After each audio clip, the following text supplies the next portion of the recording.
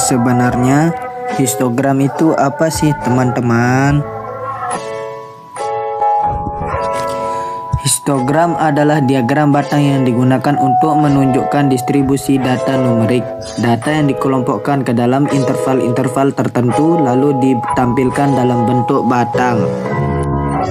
Selanjutnya, data yang awalnya masih tertahan perlu kita susun terlebih dahulu ke dalam tabel distribusi frekuensi supaya lebih rapi dan mudah dipahami.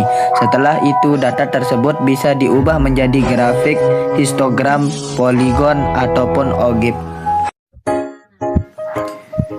Baik, jadi di sini saya sudah menyediakan ilustrasi data hasil penyebaran angket untuk pengumpulan data penelitian.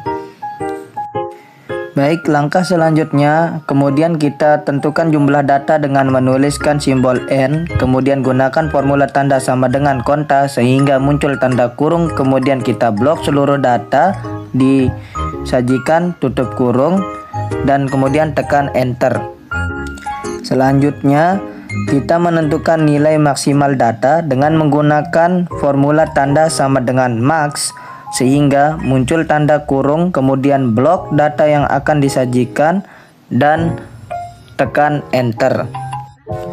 Selanjutnya, kita menilai minimal data dengan menggunakan formula tanda sama dengan min, sehingga muncul tanda kurung, kemudian blok data yang akan disajikan, dan tutup kurung, tekan Enter.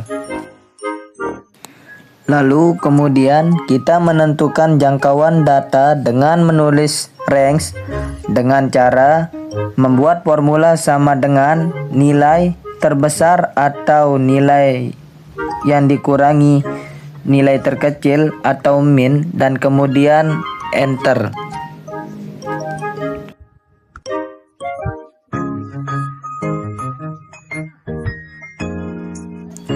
Kemudian kita menentukan jumlah kelas dengan menggunakan formula Seghers, yaitu dengan menulis sama dengan 1 ditambah 3,3 kali log, kemudian nilai N atau jumlah data, dan tekan Enter, kemudian dibulatkan menjadi 6 atau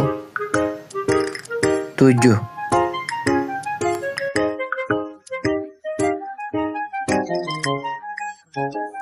Selanjutnya, kita akan menentukan panjangnya kelas dengan membuat formula sama dengan range dibagi jumlah kelas dan tekan Enter, kemudian dibulatkan menjadi 5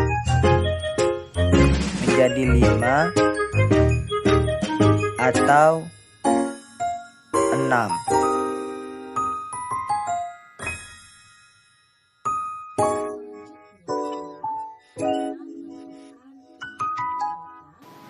Baik, kemudian adalah kita menentukan interval data dengan cara menyusun nilai-nilai data ke dalam kelas interval. Yang pertama yaitu kelas ke-1, kelas kedua, kelas ketiga, kelas keempat, kelas kelima, dan yang terakhir kelas ke-6.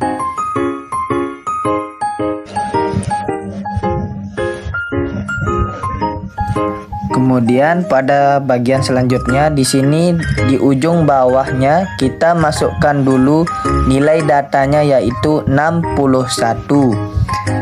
Kemudian di bagian ujung atasnya kita masukkan rumus yaitu sama dengan blok ujung bawah ditambah blok panjang kelas, kemudian dikunci dengan tanda dolar, kemudian dikurangi 1 dan Enter.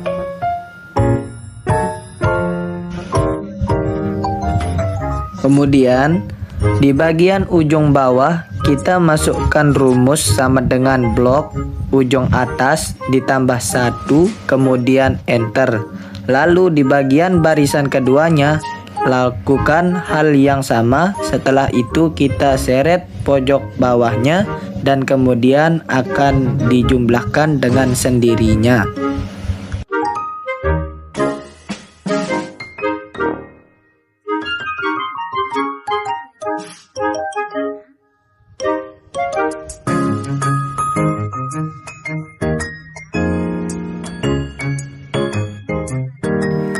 Lalu di bagian intervalnya dengan rumus sama dengan concat, lalu blok ujung bawah, kemudian kita masukkan tanda titik koma, dan kemudian kita masukkan pula tanda kurung, lalu blok ujung atasnya, kemudian kunci tanda dolar, kemudian tutup kurung, lalu tekan enter. Selanjutnya kita seret di bagian ujungnya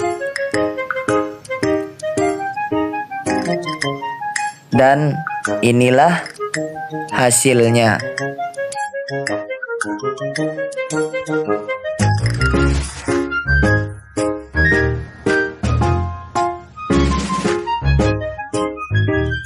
Baik, selanjutnya pada bagian frekuensinya kita masukkan pula rumus sama dengan frekuensi, blok semua data yang di atas, kemudian masukkan tanda titik koma, lalu blok ujung atas dan tutup kurung dan tekan enter.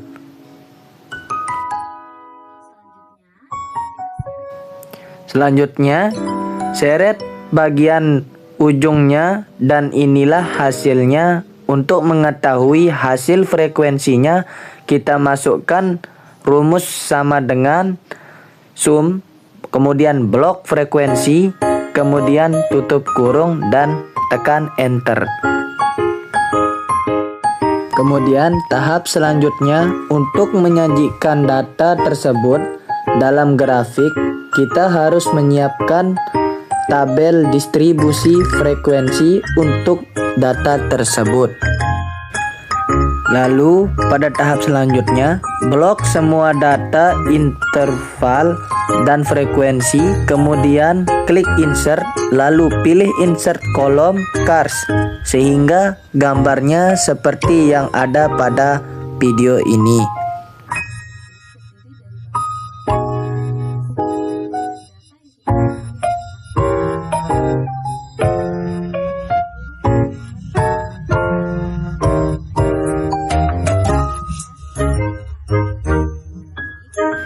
Setelah diperhatikan grafik yang terbentuk dari batang-batang yang terpisah, sedangkan data yang kita input adalah berbentuk interval, karena itu perlu dilakukan modifikasi untuk mengkoreksi grafik tersebut dengan cara mengklik area dalam gambar grafik, kemudian klik kanan dan pilih format data series.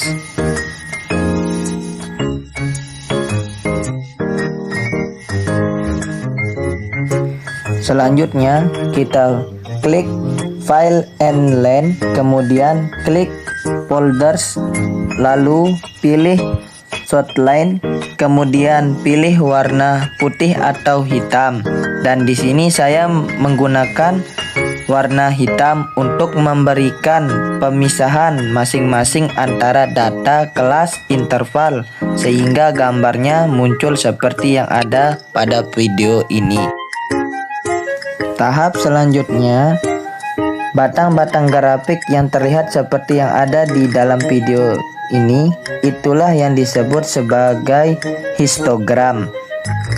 Nah, histogram biasanya dilengkapi dengan garis-garis yang menghubungkan nilai titik tengah setiap kelas interval. Kemudian bisa dilakukan dengan mengklik kanan pada area grafik, lalu pilih sela data, selanjutnya klik ada, kemudian blok nilai interval data pada kotak series name, kemudian hapus terlebih dahulu satu di dalam tanda kurung itu, lalu blok frekuensinya, kemudian klik OK. Kemudian pada tahap selanjutnya, sehingga buatlah tampilannya seperti yang ada pada video ini. Lalu klik area dalam grafik, kemudian klik kanan dan pilih Change Series Share Step. Sesudah itu kliklah pilih Close Cache Clone Clean. Setelah klik OK, sehingga muncullah tampilannya histogram dan poligo seperti yang ada pada video ini. Kemudian lengkapi dengan poligon dan memberi keterangan frekuensi dengan cara mengklik area grafik, lalu klik kanan dan pilih ADD Data Labels. Kemudian selanjutnya munculnya grafik dan histogram beserta keterangan frekuensinya. Dan itulah hasilnya dari penyajian data dalam bentuk histogram.